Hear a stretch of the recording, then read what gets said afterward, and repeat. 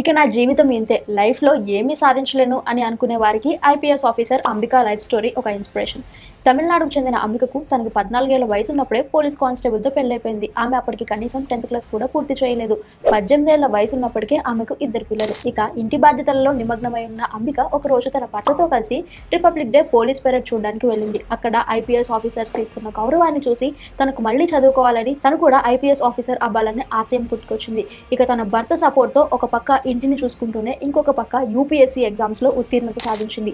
2008లో IPS ఆఫీసర్గా తన డ్యూటీని start చేశారు అంబిక. ఇప్పుడు ప్రస్తుతం తను ముంబై నార్త్ డివిజన్ డీసీపీగా వర్క్ చేస్తున్నారు. ఈమెని ముంబై శివంగి అని, లేడీ సింగం అని పిలుస్తూ ఉంటారు. మనం మనసులో ఏదైనా గట్టిగా అనుకుంటే దానికోసం పట్టుదలతో ప్రయత్నిస్తే ఏదైనా సాధించవచ్చు అనడానికి నిర్వచనమే ఐపీఎస్ ఆఫీసర్ అంబిక స్టోరీ. ఈమె సక్సెస్లో ఈమె పాత్ర ఎంత ఉందో తన భర్త పాత్ర కూడా అంతే ఉంది. సో ఐపీఎస్ అంబిక గారు మరెన్నో అవార్డులని, మరెన్నో ప్రశంసలని పొందాలని మనస్ఫూర్తిగా కోరుకుంటున్నాను.